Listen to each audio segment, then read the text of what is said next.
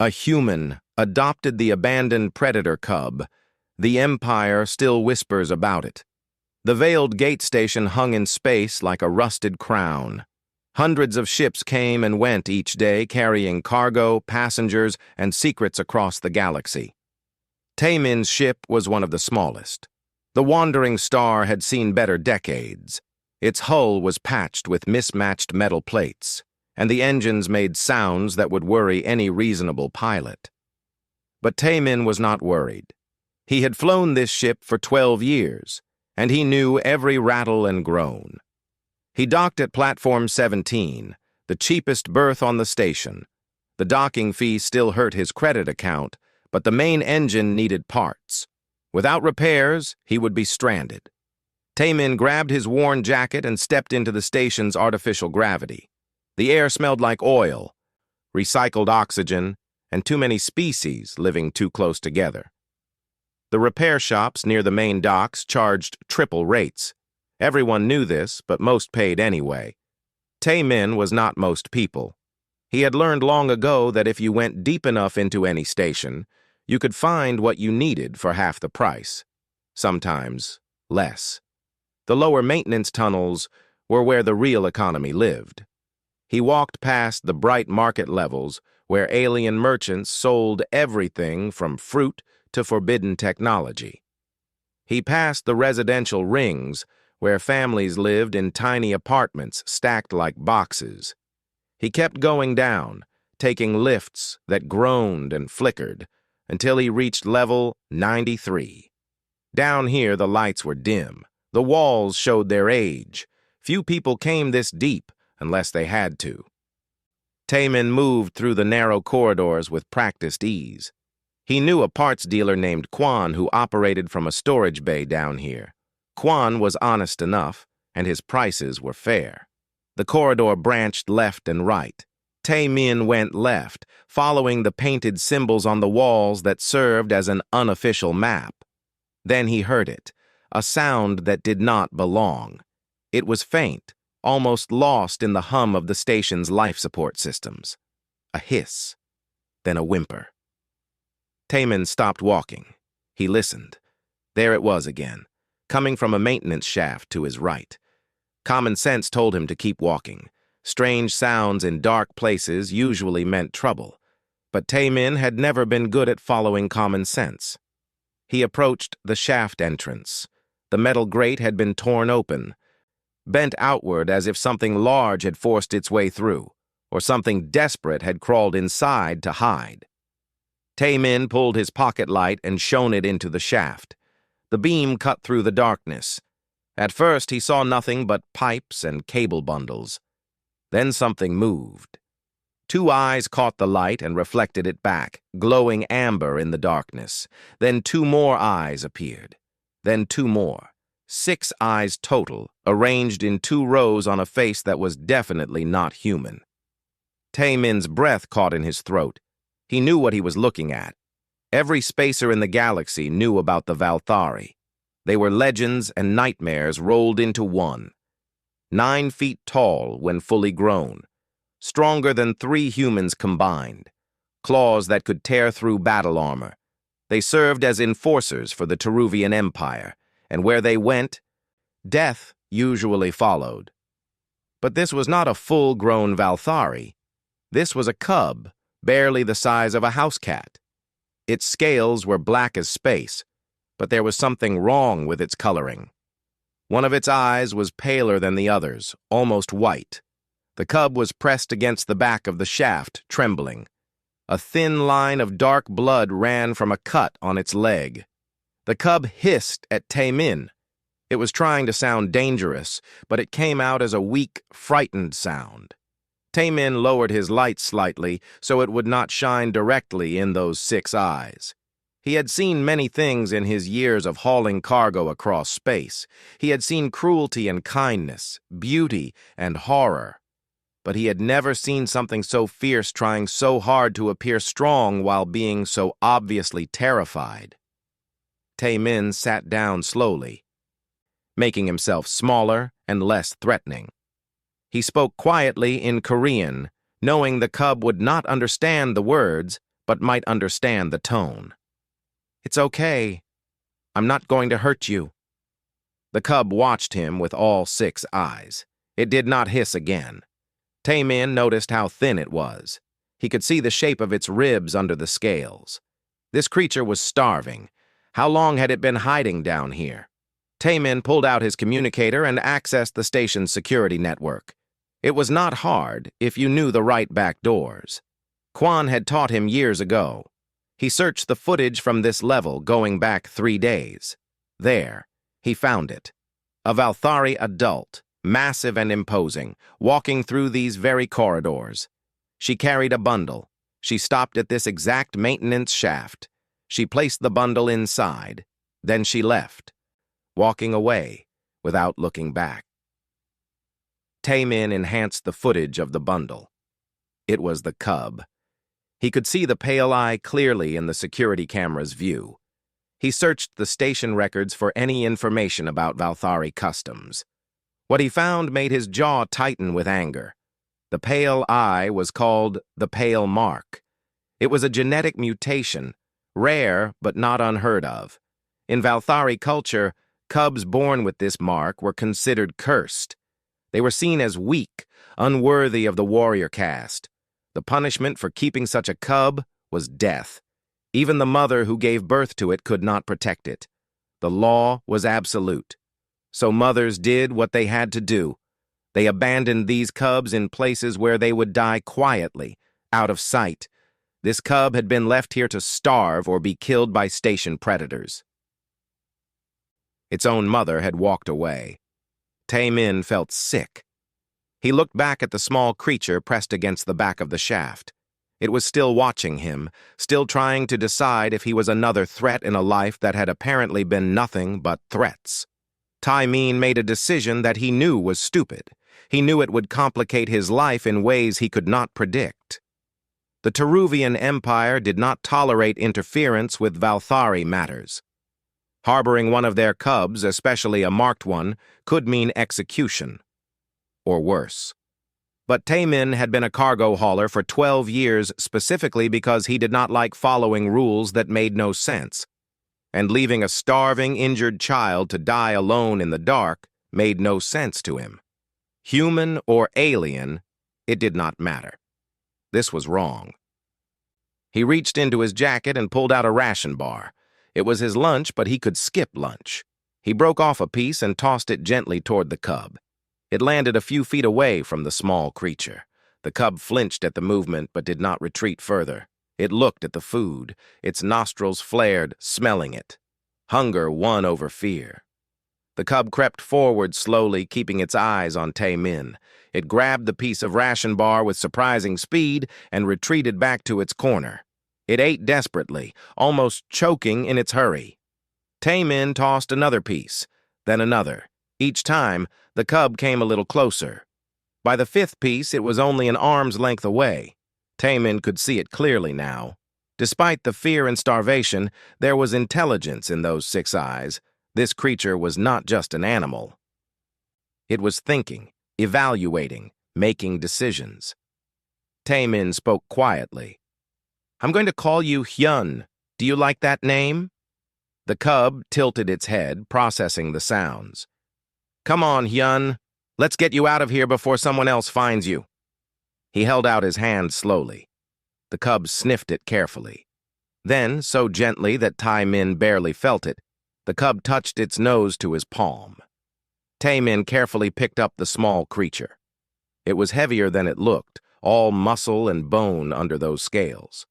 Hyun tensed, but did not struggle.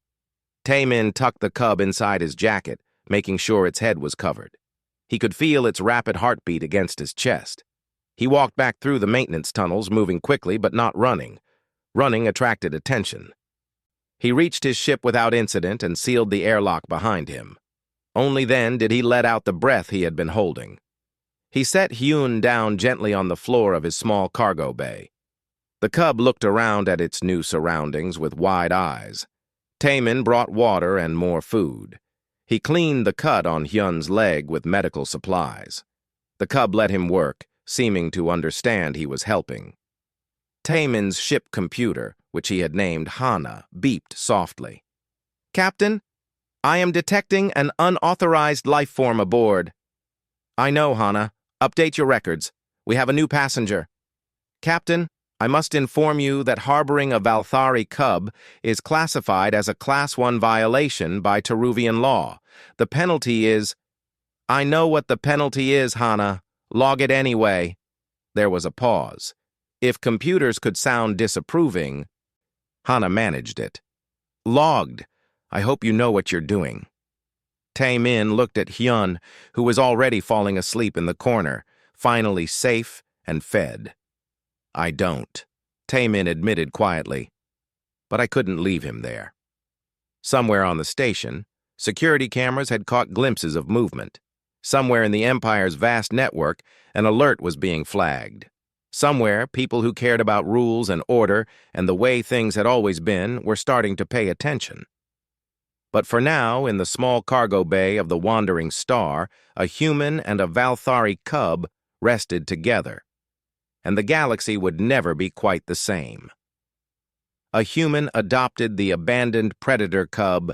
The Empire still whispers about it.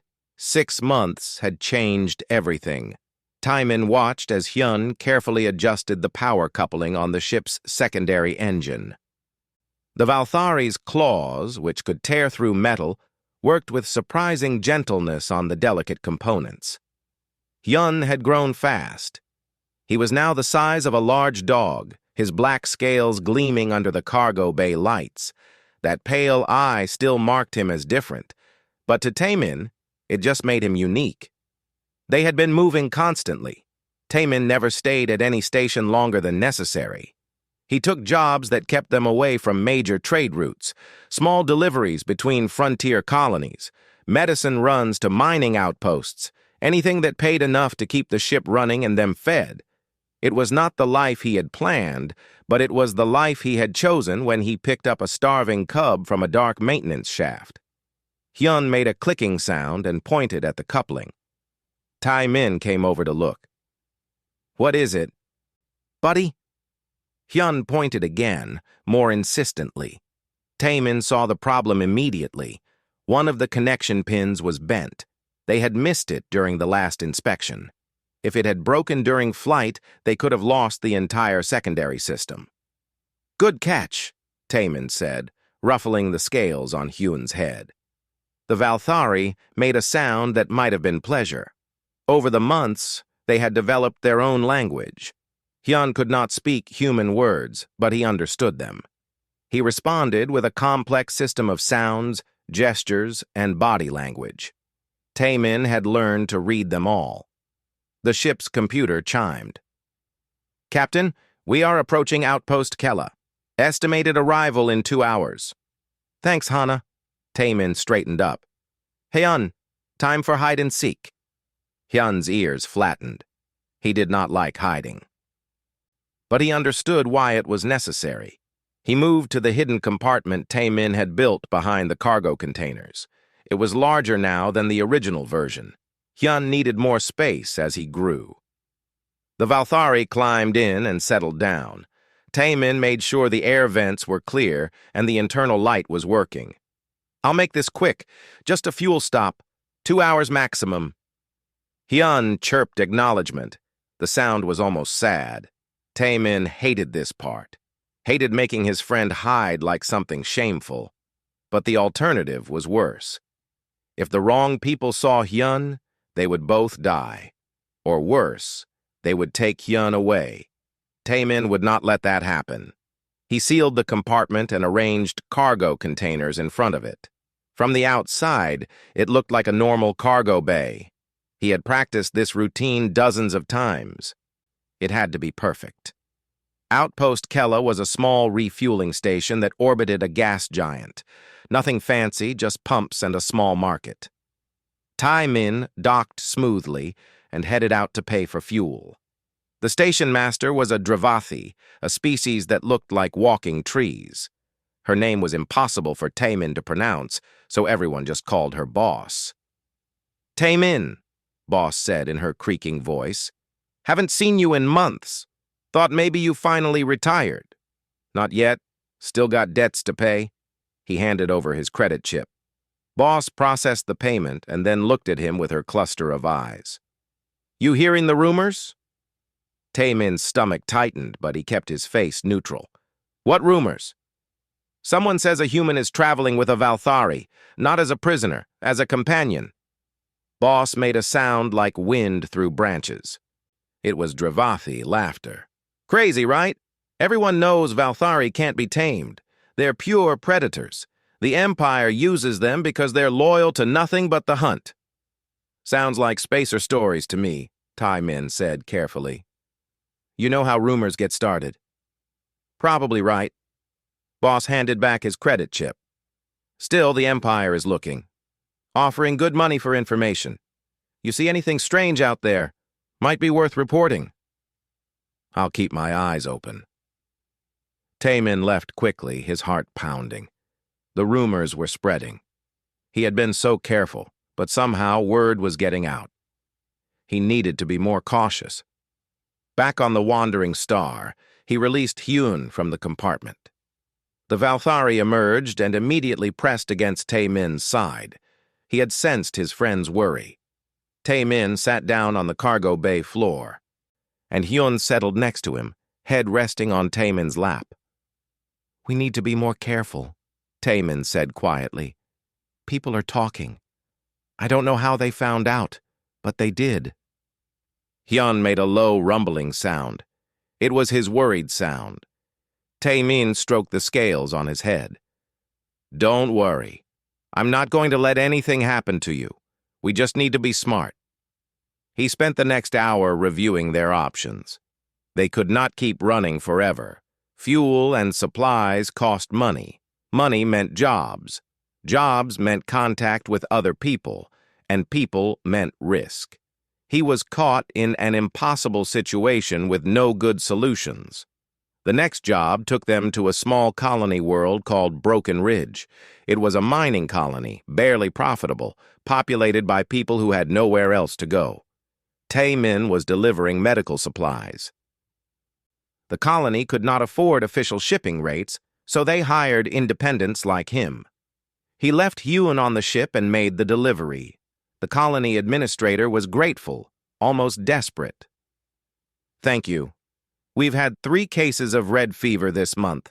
Without these supplies, we would have lost people. Taemin nodded and accepted his payment. As he walked back to his ship, he noticed 3 men following him. They were trying to be subtle, but Taemin had been in enough tight situations to recognize trouble. He walked faster. They matched his pace. He reached the ship and hit the ramp control. The men rushed forward. Hold it right there, one of them said. He had a scar across his face and held a pistol. Nice ship. We're taking it. Like hell you are, Taemin said.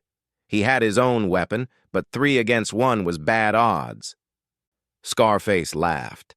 Old man, you're alone. No backup, no help. Just hand over the access codes and walk away. We might let you live. Taemin triggered the emergency signal on his wrist communicator. Inside the ship, alarms would be sounding. Last chance, he told the pirates. Walk away. Wrong answer, Scarface said and raised his pistol. What happened next took 3 seconds. The ship's cargo ramp, which had been lowering, suddenly dropped fully open. A black shape exploded out of the darkness. Hyun moved like lightning made flesh. He hit the first pirate before the man could even scream. Claws that could cut through metal went through the man's chest armor like paper. The second pirate fired wildly. The shots went wide. Hyun spun and struck with his tail. The Valthari's tail was muscled and tipped with bony spikes. It caught the pirate across the legs. Bones broke with audible cracks. The man went down screaming. Scarface aimed at Hyun, but Taemin tackled him from the side. They went down hard. Taemin was older but had military training from his younger years. He knew how to fight. He got the gun away and landed a solid punch to Scarface's jaw. The pirate went limp. Taemin stood up, breathing hard. Hyun was standing over the 2 downed pirates, making a sound like grinding metal. It was his threat sound. The two injured men were not going anywhere. The first pirate was dead. Hyun had killed him without hesitation. "It's okay, Hyun. Stand down." Taemin's voice was calm despite the adrenaline flooding his system. Hyun looked at him, and then slowly backed away from the pirates. He came to Taemin's side, still alert, still ready to fight. Taemin contacted colony security. They came and took the surviving pirates away. The security chief, a woman named Yuna, looked at the scene with professional interest. She studied the claw marks on the dead pirate's armor. "What kind of weapon makes marks like that?" "Modified cargo claws on my loader drone," Taemin lied smoothly. "I keep it programmed for security." Yuna did not look convinced, but she did not push. "Effective. Those three have been hitting small ships for months. You did us a favor." After security left, Taemin and Hyun returned to the ship. Taemin sealed the ramp and just stood there for a moment, processing what had happened. Hyun had killed to protect him, not out of instinct or training, but out of choice, out of loyalty. He looked at Hyun. The Valthari was watching him with all 6 eyes, waiting for judgment. "You saved my life," Taemin said quietly. "Thank you." Hyun made a soft chirping sound. Relief. He had been worried about Taemin's reaction. Taemin pulled him into a hug, not caring about the sharp scales or the fact that this creature could tear him apart. "You're a good friend, Hyun. The best I've ever had." But he knew they had a problem. Security cameras had caught glimpses of the fight. Not clear footage, but enough. Enough to show something large and fast defending a human. Enough to make people wonder. That night, as they traveled through hyperspace to their next destination, Taemin accessed the underground information networks. What he found made his blood run cold. Someone had posted blurry footage of the fight. The caption read, "Human with trained Valthari? Real or fake?" The post had been viewed 10,000 times, then 100,000, then 1,000,000. Comments ranged from calling it an obvious hoax to demanding investigation. Some called it impossible. Some called it an abomination. And somewhere in that vast network of viewers, someone from the Teruvian Empire was watching. Someone was making notes. Someone was beginning to hunt. Taemin looked at Hyun, who was sleeping peacefully in the corner of the cargo bay. The Valthari had grown so much in 6 months. Soon he would be larger than Taemin. Eventually he would be a full-grown apex predator. But right now he was just Taemin's friend, his companion, his family. "What have I gotten us into?" Taemin whispered to the empty cargo bay. The galaxy had begun to whisper back, and those whispers were getting louder. A human adopted the abandoned predator cub. The Empire still whispers about it, Warclaw. Jisoo studied the blurry footage for the 15th time. Her command chamber aboard the Imperial Hunter ship was dark except for the glow of multiple screens. Each screen showed a different angle of the same incident. A human being defended by what could only be a Valthari. The quality was poor, but Jisoo had been hunting for 40 years. She knew her own kind when she saw them. "Analysis," she commanded. Her tactical officer, a Teruvian named Day, brought up enhanced images. The subject matches the description of the marked cub abandoned at Veiled Gate Station 8 months ago. Age progression confirms possibility. Current estimated size places it in late juvenile phase. And the human? Taemin, former Earth Fleet cargo specialist. Honorably discharged 12 years ago. Since then, independent hauler. Clean record. No outstanding warrants. Nothing to suggest he would commit an act of this magnitude. Jisoo's claws tapped against her chair's armrest. Yet he did. Deploy our network. I want every contact we have searching for this ship. The wandering star cannot hide forever. 3 systems away, Taemin was reaching the same conclusion. He sat in the pilot's chair, staring at his navigation computer. 3 of his regular contacts had refused his calls. Two others had accepted but told him they could not offer work. One had been honest enough to say why. "Sorry, Taemin. Word is you're toxic right now. Empire's asking questions about you. I can't afford that kind of attention." Hana's voice interrupted his thoughts. "Captain, I have detected 3 attempts to access our ship's tracking beacon in the past hour. All attempts came from Imperial network addresses. They're tracking us." Taemin rubbed his face. He had not slept well in days. "Can you block them?" "I can obscure our signal, but not forever. They will find us eventually." Hyun sensed the tension and moved closer. He was nearly full-grown now, standing almost 7 feet tall. His scales had darkened further, and his muscles rippled under them like cables. The pale eye still marked him, but it no longer looked like a flaw. It looked like a badge of honor. Taemin needed help. He had one contact who might be crazy enough to get involved. He entered coordinates for a place he had sworn never to visit again, a black market way station called Haven's Edge. It was run by criminals, smugglers, and people who did not ask questions. It was also where Yuna worked. Yuna had been his intelligence officer during his military service. She had saved his life twice. He had saved hers once. When she was dishonorably discharged for reasons she never fully explained, she disappeared into the underworld. Taemin had not spoken to her in 7 years. Haven's Edge looked like a collection of old ships welded together into a floating junkyard. But its defenses were top grade, and its neutrality was respected even by the Empire. Taemin docked in a bay that smelled like fuel and desperation. He left Yun on the ship with strict instructions to stay hidden. "I'll be back in 2 hours. If I'm not back in 3, take the ship and run. Hana will show you how." Hyun made an unhappy growling sound. He did not like being left behind. But he trusted Taemin.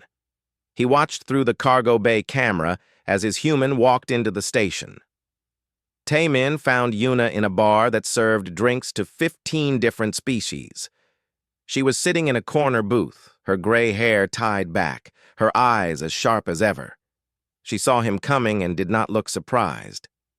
"Taemin, I wondered when you'd show up." She gestured to the seat across from her. "You've made quite a name for yourself. I need your help." "Of course you do. Nobody comes to me unless they need help." She took a drink. "Do you have any idea how much trouble you're in? The Empire has a 500,000 credit bounty on the Valthari. Dead or alive.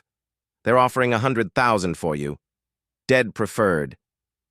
Taemin felt the weight of those numbers. "I can't give him up."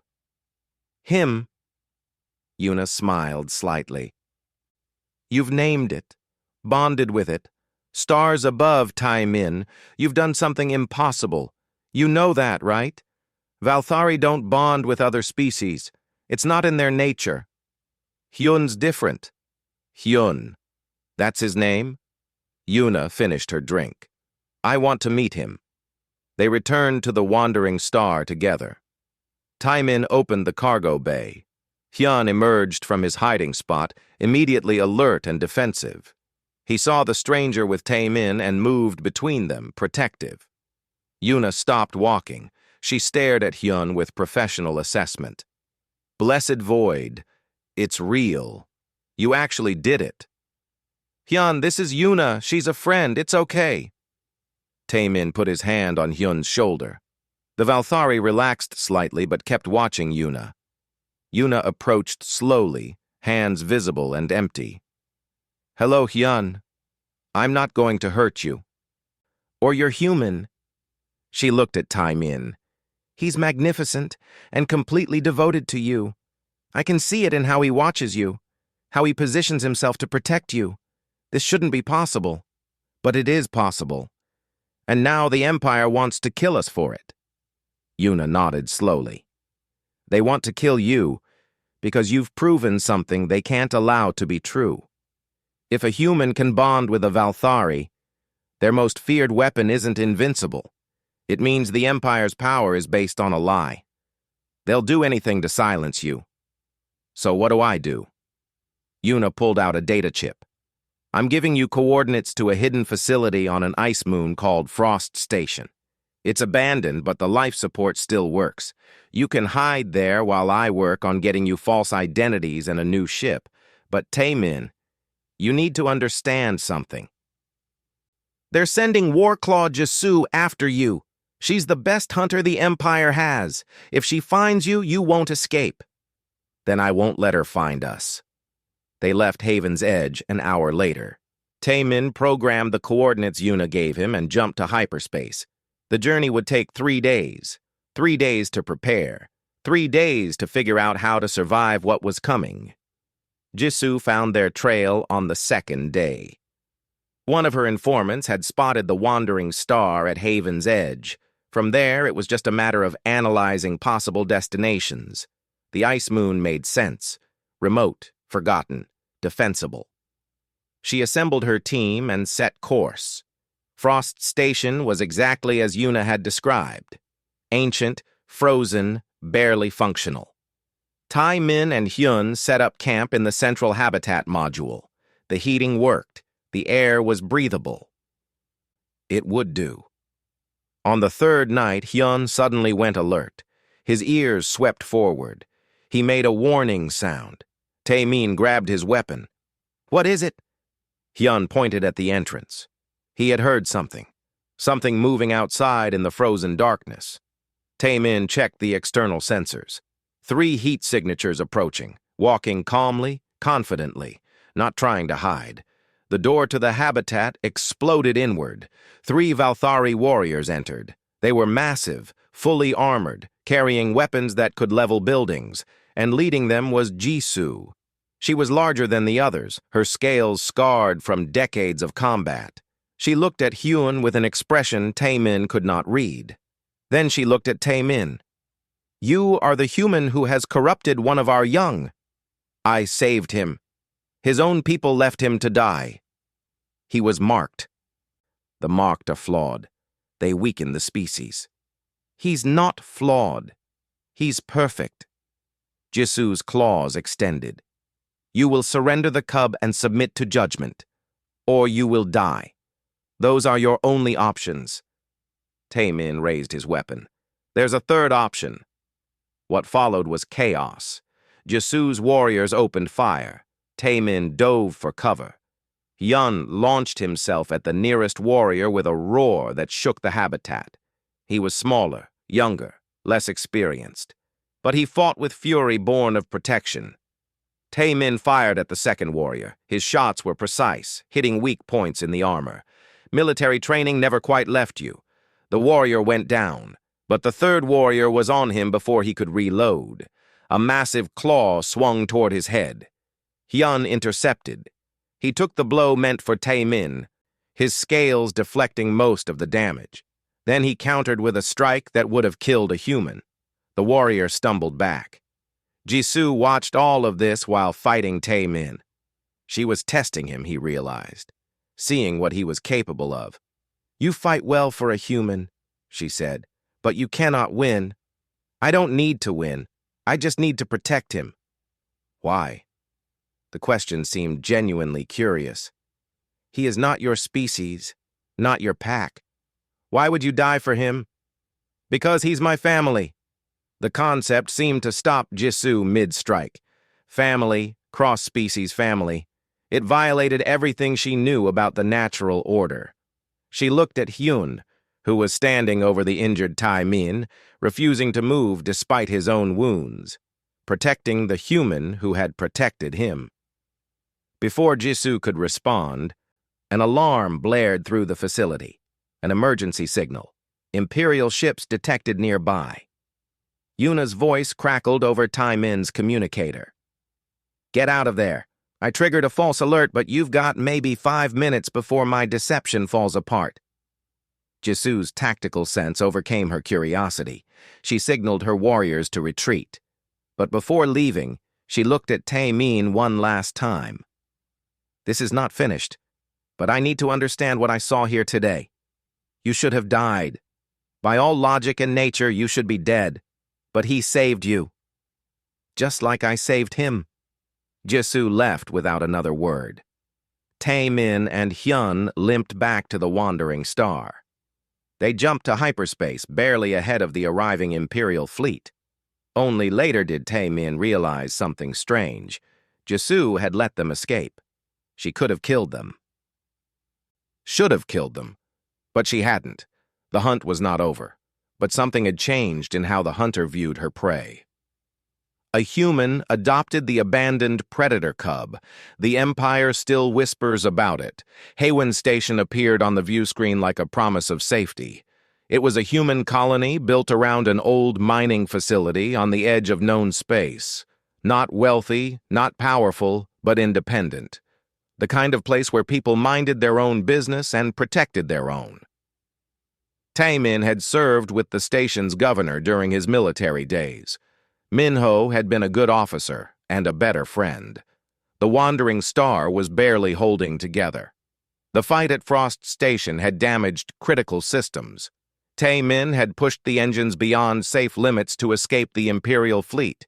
They needed repairs, supplies, and time. Most of all, they needed time. Hyun sat beside him in the cockpit.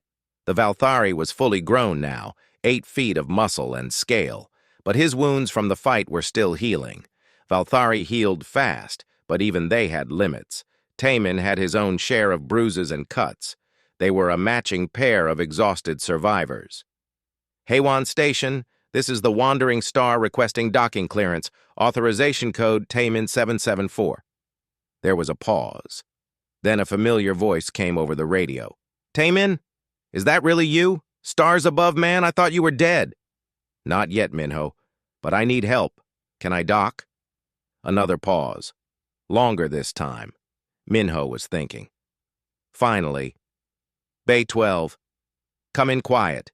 We need to talk. They docked in Bay 12, which was in the older section of the station. Private.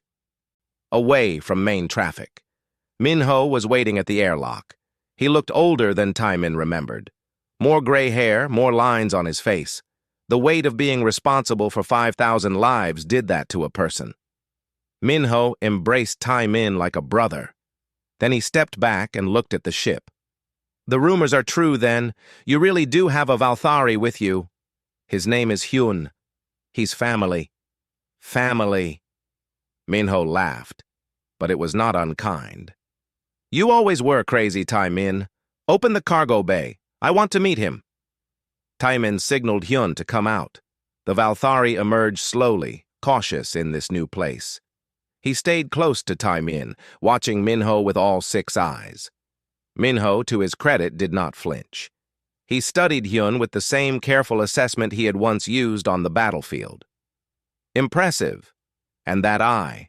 The pale mark. I've read about it. Your people would have killed him for it, wouldn't they? Hyun made a low sound. Confirmation. He understood more human speech now than ever before. Tae-min had been teaching him constantly during their travels. Minho nodded slowly. You're both wanted by the Empire. 500,000 credits on Hyun's head. 100,000 on yours. That's serious money. A lot of people would sell you out for that. I know. That's why I came to you. Because you won't. You're damn right I won't. You saved my life on Europa Station. That life debt still stands. Minho gestured toward the station interior. Come on. Let's get you both settled. But we need to discuss the situation. The Empire doesn't give up easily. They walked through Haywon Station together. People stopped and stared. Some looked curious. Some looked afraid. A few looked angry.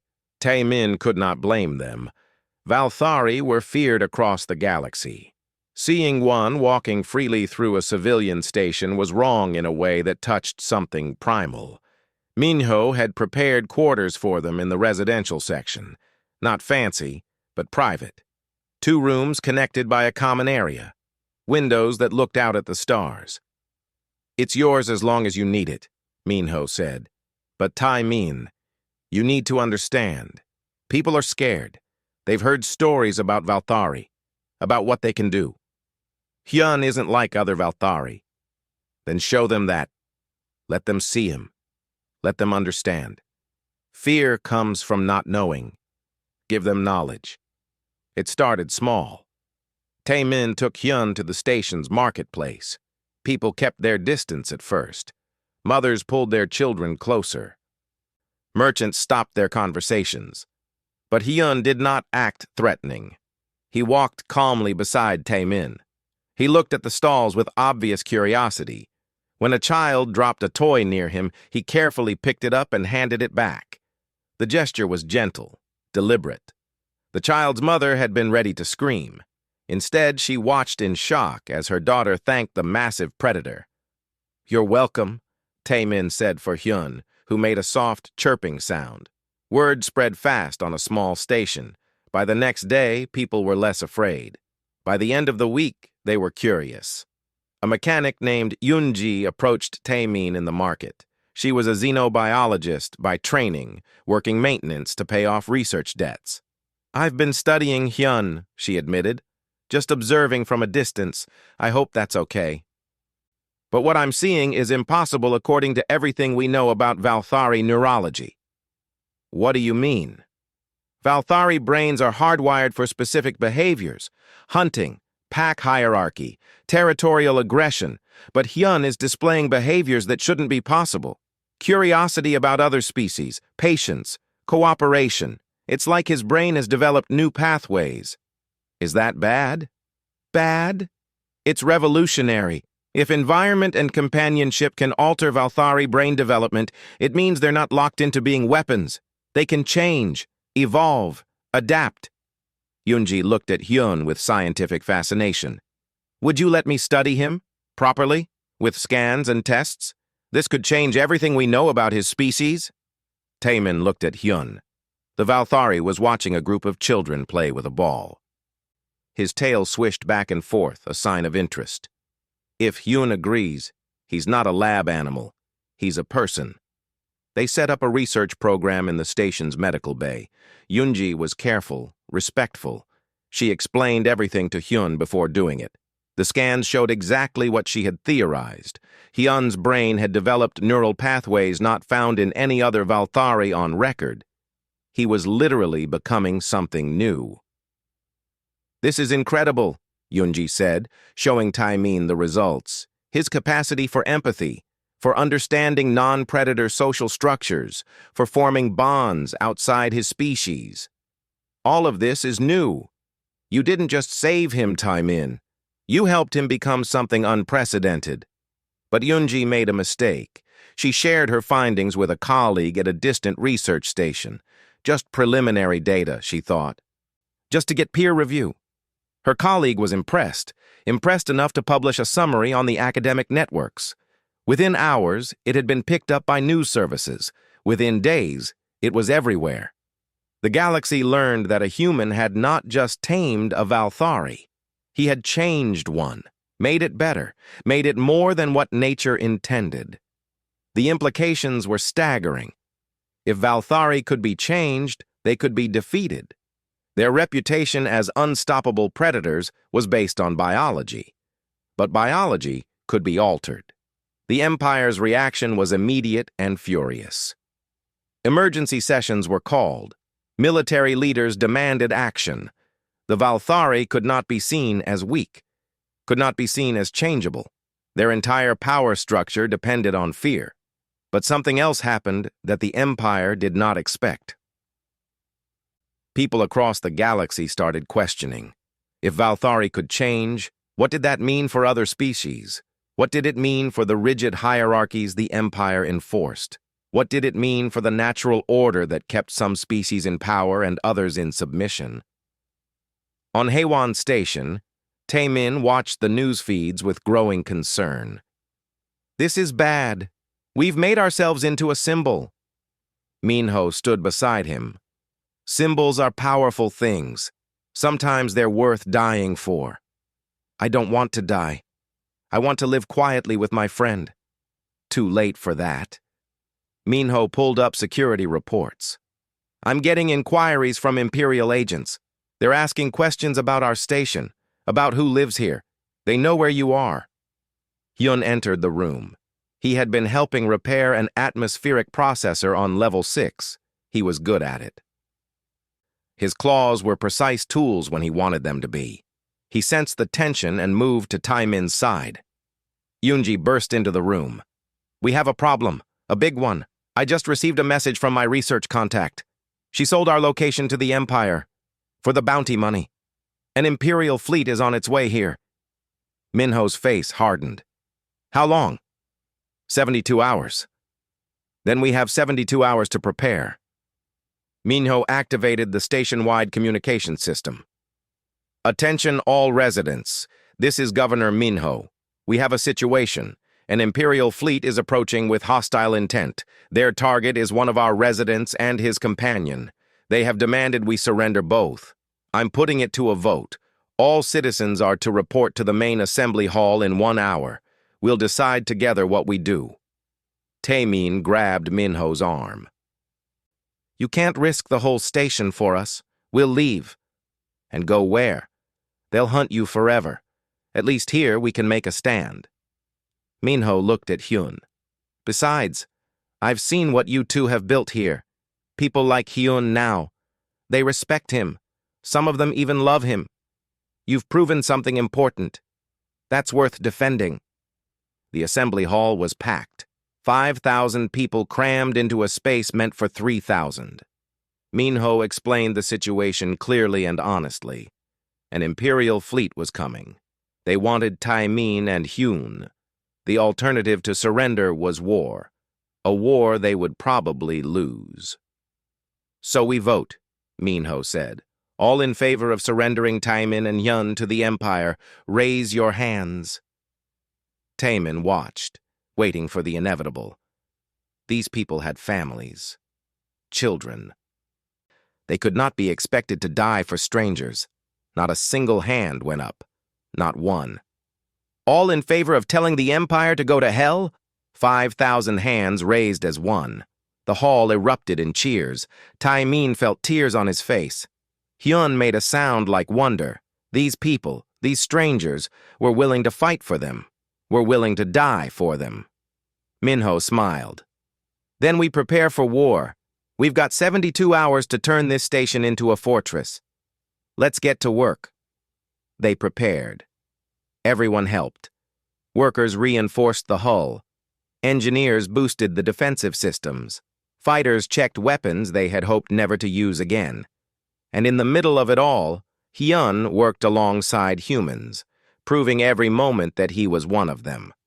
The Empire was coming, but Hyun Station was ready. A human adopted the abandoned predator cub. The Empire still whispers about it. The Imperial fleet dropped out of hyperspace exactly when predicted. 3 warships, each large enough to destroy the station 10 times over.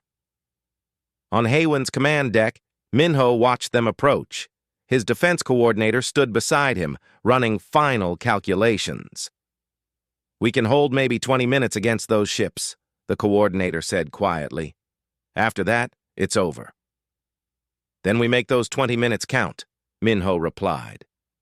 A transmission came through. Fleet Captain Nara's face appeared on the main screen. She was Teruvian, not Valthari, with the cold efficiency that species was known for. "Haewon Station, you are harboring fugitives wanted by the Teruvian Empire. Surrender them immediately, or we will consider your entire population complicit." "You have 10 minutes to comply." Minho leaned back in his chair. "No." Nara's eyes narrowed. "Governor, we have overwhelming force. Your station cannot survive our assault. Do not sacrifice 5,000 lives for 2 individuals. Those 2 individuals are citizens of this station. We protect our own. You want them, you'll have to go through all of us." "So be it." Nara cut the transmission. The warships began charging weapons. But then something unexpected happened. Space rippled. Ships began appearing. Not Imperial ships.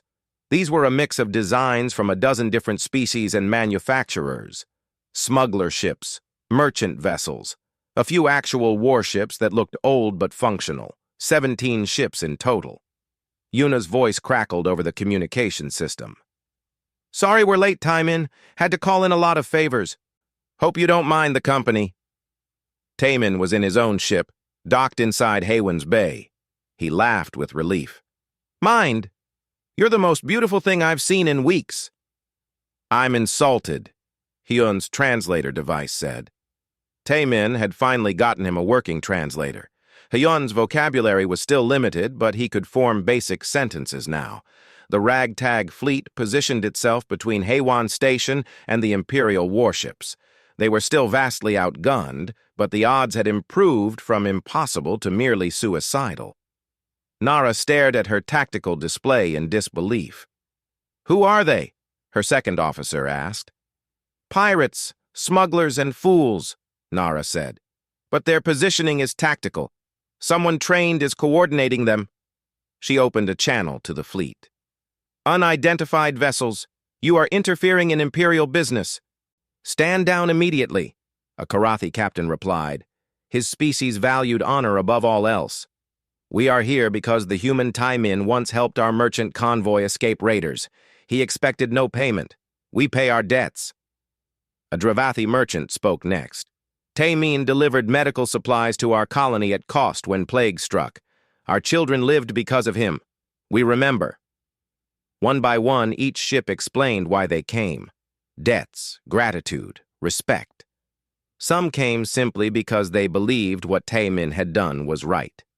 The Empire had power, but these people had something stronger. They had chosen to be here. Nara realized she had a problem. If she destroyed these ships, she would create martyrs. The story would spread. The Empire would be the villains who killed those who stood for loyalty and honor. But if she backed down, she would appear weak. Before she could decide, another ship appeared. This one was different. It was a Valthari stealth vessel, almost invisible until it wanted to be seen. And it positioned itself not with the Imperial fleet, but with the defenders. Jisu's voice came over the open channel. Fleet Captain Nara, this is Warclaw Jisu. I am claiming right of personal challenge under Imperial law. The human and the marked one are my hunt, no one else's. Nara was shocked. Warclaw, you were ordered to eliminate them. You reported them destroyed at Frost Station. I lied. The admission was stunning. A Valthari warrior admitting deception. Because I needed to understand what I saw. I have spent these months watching, studying, trying to comprehend how a human bonded with one of our kind. I have reached a conclusion. What conclusion? That everything we believe about the natural order is wrong. Silence on all frequencies. Jisu had just declared heresy against the Empire's core beliefs. Nara's second officer whispered, "She's gone insane." But Jisu continued. I have witnessed the marked one, Hyun, display intelligence, loyalty, and compassion that our species should not be capable of according to our biology. I have seen him choose to protect others at cost to himself. I have seen him work alongside species we consider prey. And I have seen that he is not weaker for these things. He is stronger. On Haewon Station, everyone was listening. Taimin felt Yun press against his side. The Valthari was trembling slightly. To hear one of his own kind defending him was overwhelming. The Empire has built its power on the fear of my species, Jisu said. But if we can be more than weapons, if we can be companions and friends and equals, then that power is built on lies. I will no longer serve lies. Nara's hand hovered over the weapons control. She could destroy them all. But something stopped her. She pulled up the files on Hyun, the research Yunji had published, the footage of Hyun helping repair the station, playing with children, working alongside humans, being, by all accounts, a good citizen. She thought about what the Empire would order her to do, destroy evidence, eliminate witnesses, prove that the natural order could not be challenged. And she thought about what it meant that she would be killing people for the crime of being kind to each other. Her communicator lit up. A direct line from the Teruvian High Council. she answered. "Fleet Captain Nara, eliminate all targets. Immediately." Nara looked at her second officer. The young man was watching the scene play out with wide eyes. "Sir, the whole galaxy is watching this. Someone's broadcasting everything on open channels." Yunji. It had to be Yunji. The xenobiologist had turned this into a public spectacle. Billions were watching across hundreds of worlds. Whatever happened next would be seen by everyone. Nara made a decision that surprised her. "High Council, I respectfully decline. The situation has escalated beyond acceptable parameters. We are withdrawing to assess." "You are disobeying direct orders." "Yes, I am." She cut the connection and turned to her crew. "All ships stand down. We are leaving." But her crew was not moving. They were watching their own screens, watching the same footage everyone else was watching. Her second officer, Day, spoke quietly. "Captain, I cannot follow an order to fire on civilians defending their home." "I'm sorry." Others nodded. The Teruvian crew had always followed orders without question, but they had also been taught to value honor and truth, and what they were being ordered to do was neither honorable nor true. Nara realized she had lost control, not through force, but through moral revolution. "Then we withdraw. All ships, return to—" 3 of her escort vessels broke formation, not to attack the defenders, but to join them. Their captains declared they would no longer serve the Empire. The mutiny spread like fire. Nara, left with only her flagship and 2 loyal escorts, made the only choice that made sense. She withdrew. The Imperial fleet jumped to hyperspace, leaving the defenders victorious. The cheering on Haywin Station was deafening. People hugged each other, cried, celebrated. They had faced the Empire and won, not through weapons, but through simple refusal to surrender what was right.